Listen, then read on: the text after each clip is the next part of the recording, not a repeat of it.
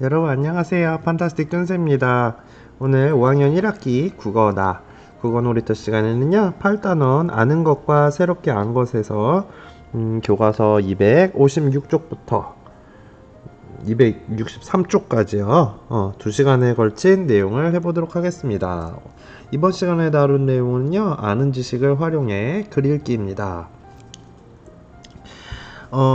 일단은 이 내용이 뭔지 알기 위해서 첫 번째 내용을 한번 볼게요.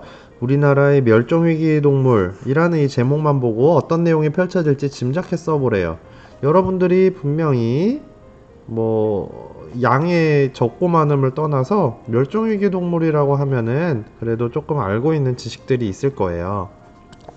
어떤 것들이 있을까요? 여기다가 아는 거를 쓰라는 건 아니고요. 어떤 내용들이 펼쳐질지 짐작해 보려면은 아무래도 자기 경험이 그래도 조금 있어야지 무슨 내용이 나올지 알 수 있겠죠? 어떤 것들이 있을까요? 우리나라의 멸종위기 동물이니까 우리나라에서 사라져가는 동물들에 대해서 나오겠죠? 그런 내용도 나올 거고, 그 다음에 멸종위기가 대부분 생태계 파괴나 그치 환경 파괴 때문에 일어나니까 그런 거를 줄여야 된다 이런 얘기도 나올 것 같고요. 그쵸? 그리고 멸종되는 동물들을 멸종이 되지 않기 위해서 우리가 어떤 일들을 할 수 있는지 그런 내용도 나오지 않을까 생각이 들어요. 이런 내용들을 여기다가 지금 쓰면 되겠죠. 선생님이 얘기한 내용들을 여러분들이 정리해서 여기다가 써도 좋고 자기 생각을 써도 괜찮을 것 같습니다. 이걸 하고 나서 자신이 아는 멸종위기 동물을 친구들과 이야기해보자고 돼 있어요. 사라져가는 동물이 많다는 내용을 텔레비전에서 들은 적이 있어. 옛날에는 반딧불이를 많이 볼 수 있었다는데 지금은 잘 볼 수가 없어.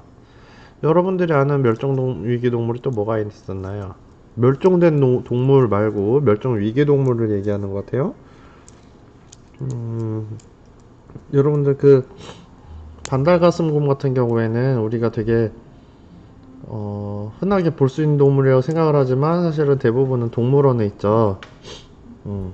야생에서는 반달가슴곰은 거의 찾아보기가 힘들어졌죠. 그리고 1급수에 사는 물고기나 이런 경우에도 멸종위기 동물들이 간혹 있는 걸로 알고 있어요.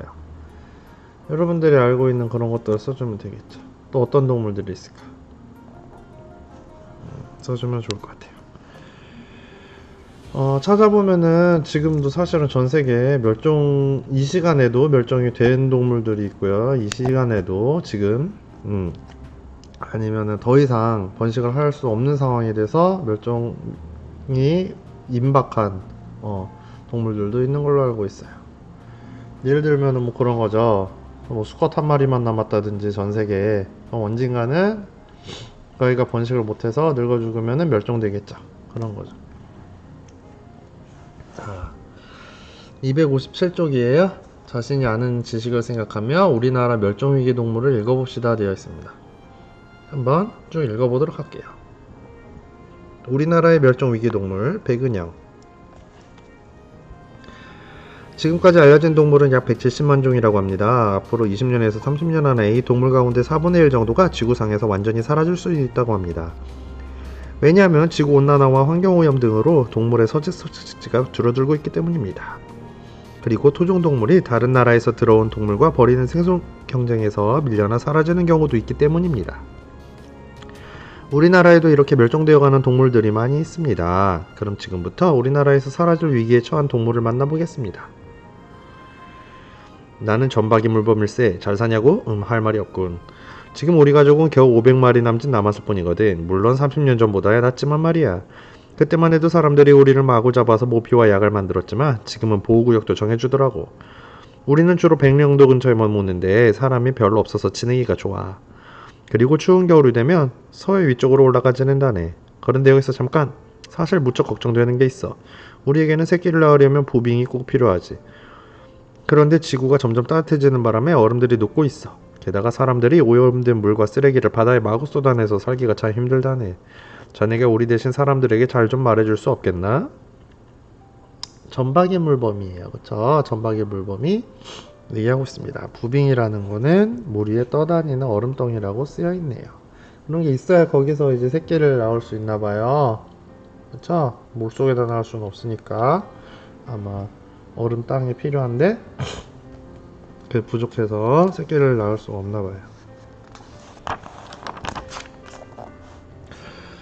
다음은 사냥이네요. 내가 염소개, 사냥이개, 히히 염소랑 비슷하게 생겼어도 난 엄연히 사냥이야. 자세히 보면 수염도 없고 갈색, 검은색, 회색 털이 뒤섞여 있어. 그리고 내 뿔은 송곳 모양으로 나이를 먹을 때마다 고리 모양으로 변해. 나는 워낙 험한 바위산에 살기 때문에 지금까지 살아남았어. 이런 내가 설마 인간 때문에 멸종위기에 처할 줄은 정말 몰랐어. 사냥꾼들은 내 털과 고기를 노렸지. 우리가 도망가지 못하게 길도 막아버렸어. 무서운 인간들 좀 피할 방법 좀 알려줘. 여러분 사냥 사진 본 적 있나요? 정말 여기 어떻게 돌아다니는지 싶을 정도로 심각한 절벽에서도 살고요. 거기를 희한하게 돌아다녀요. 가끔가다가 막 미끄러지거나 굴러 떨어지는 경우도 있지만 이렇게 신기할 정도로 잘 다니더라고요. 근데도 불구하고 멸종 위기 동물이 됐네요. 사람들이 잡기 힘든데도. 요거 참고해 봅시다. 낱말의 짜임을 생각할 때 산양은 어떤 뜻일까요? 그랬죠? 이거 한번 생각해 보세요. 산양은 무엇과 무엇이 합쳐진 말인지, 뜻이 어떻게 될 건지. 대한민국 사람들 우리를 참 많이 사랑해요. 그만큼 우리에게 관심도 많고요. 우리 친구들을 지리산으로 돌려보낼 때마다 잘 살기를 무척 바라지요.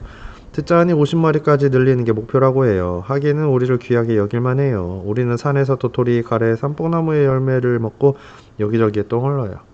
바로 그 똥이 흙을 좋게 만들어서 씨앗을 돋아나게 하고 산을 푸르게 만드는 데 도움을 주거든요. 우리가 있어야 지리산의 생태계가 잘 돌아가는 거죠.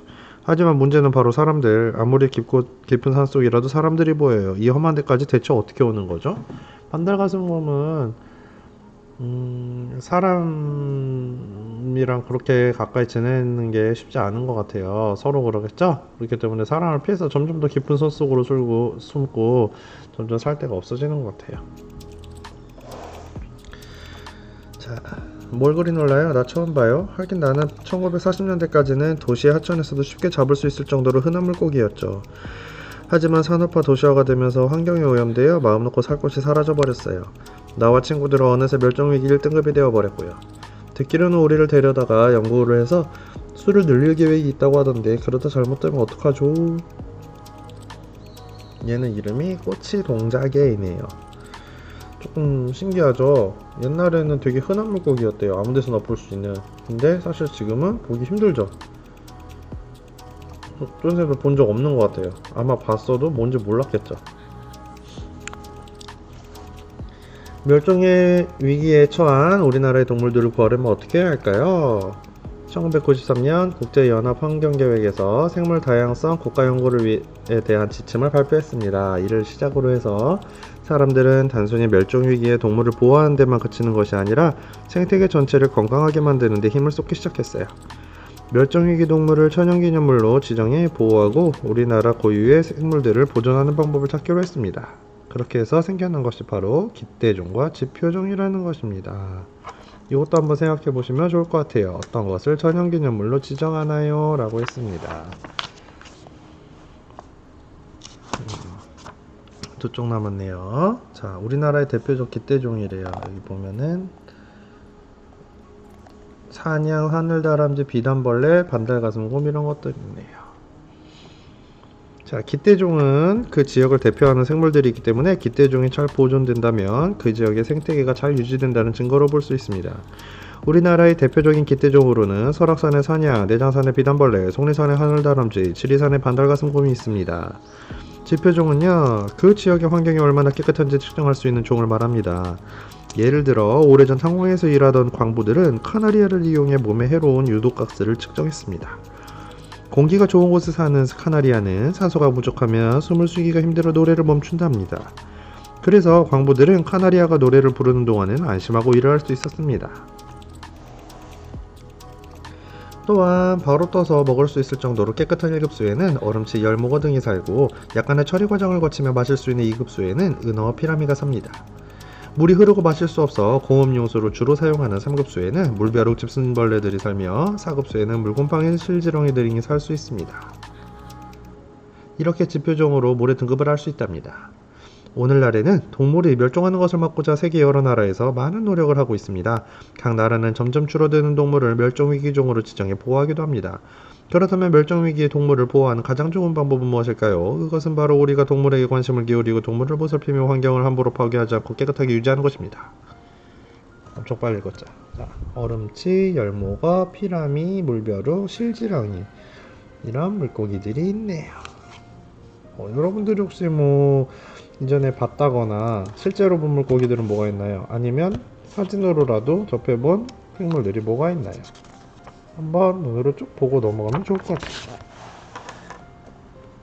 그 다음에 262쪽입니다. 4번 볼게요. 우리나라의 멸종위기 동물을 읽고 질문을 만들어 친구들과 묻고 대답해보자 그랬어요. 이제 많이 해봐서 이제 알 거예요. 답이 한 가지인 질문과 답이 여러 가지인 질문 두 가지로 나누어서 문제를 풀게 되어 있네요. 기대종의 뜻은 무엇인가요? 이런 거는 뜻이 뭐라고 딱 하나만 쓸 수 있는 거죠. 그 다음에 또 뭐 어떤 게 있나요? 뭘 할 수 있을까요? 한 가지만 얘기할 수 있으니까. 오래전 탄광에서 일하던 광부들은 어떤 동물을 이용해서 몸에 해로운 유독가스를 측정했나요? 이런 거는 답이 카나리아만 있는 거니까 낼 수 있겠죠. 또 뭐가 있죠? 이런 거? 얼음치, 열목어 등이 살 수 있는 물은 몇 급수인가요? 이런 거? 이거 답 한 개죠. 근데 여러 가지인 거. 멸종위기 동물을 보호하려면 어떤 일을 해야 할까요? 여러 가지가 있죠, 너무. 그럼 어떤 걸 쓸 수 있을까요?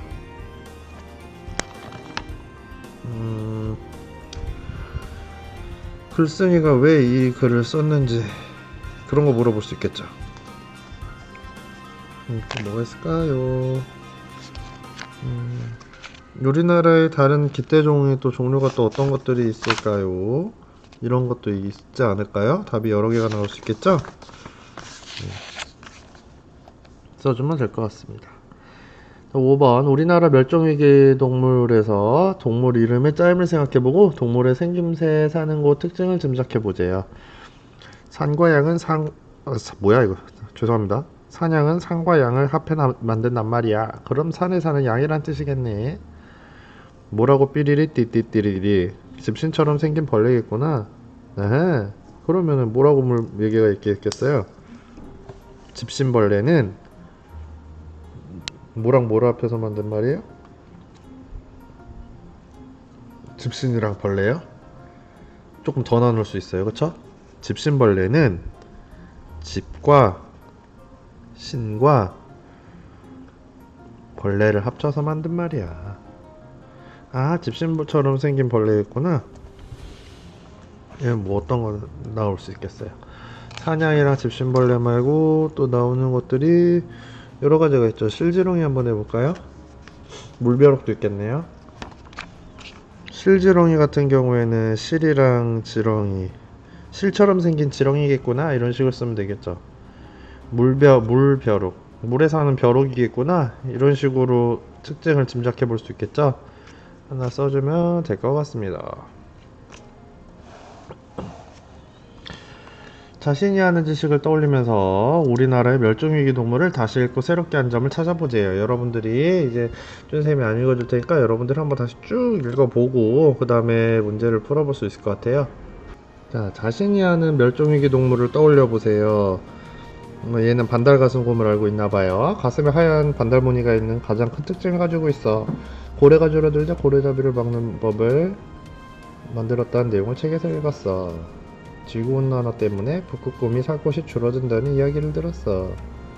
이런 이야기를 다 여러분들도 아마 들어봤을 것 같아요. 여러분들은 또 누구를 또 떠올릴 수 있나요? 멸종위기 동물 중에서. 앞에도 뭐 많이 책에도 나와 있어요. 그쵸? 근데 뭐 가재 이런 애들도 많이 없어졌다고 그렇게 알고 있어요. 자신이 알고 있었던 부분에 밑줄을 그으며 읽어보자고 돼 있죠? 여러분들 밑줄을 나는 여기 이 내용을 원래 알고 있었는데 싶은 부분은 밑줄을 그으면서 다시 한번 읽어보세요. 그러고 나서 다시 재생을 해서 다음 내용을 보도록 하겠습니다. 자, 여러분 밑줄 다 그어 봤나요? 이제 3번에 이 글을 읽고 새롭게 알거나 자세히 안점을 써보자고 돼 있죠? 어떤 점을 새롭게 알 수 있었나요? 뭐 사람마다 다 다를 거예요, 제가 아까, 그치? 새로 알게 된 점이 기대종이라는 게 있었구나. 그치? 쫀쌤도 잘 몰랐는데, 야, 기대종이라는 게 있었구나. 지표종이라는 것도 생겨났네. 그치? 그리고 지구 온난화랑 환경오염 때문에 동물들이 살 곳이 줄어들어서 멸종위기가 된 거죠. 그런 내용들도 새롭게 알게 된 내용들이었어요.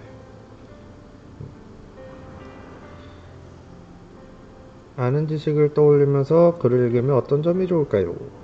음, 아무래도 아예 모르는 상태로 보는 것보다는 아는 지식이 있으면은 글을 조금 더 잘 읽을 수 있을 것 같아요. 어떤 점에서요?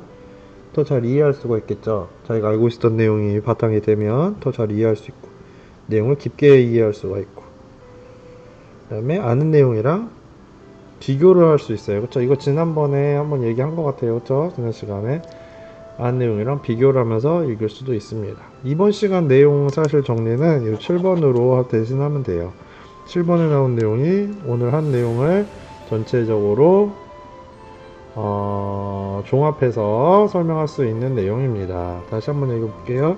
글의 내용을 더 잘 이해할 수 있고요. 글의 내용을 깊이 있게 이해할 수 있고, 내가 아는 내용과 비교해서 글을 읽을 수 있다는 장점이 있습니다.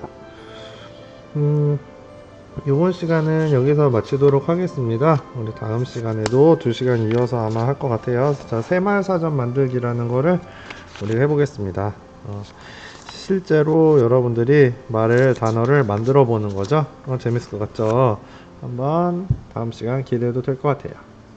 수고했습니다.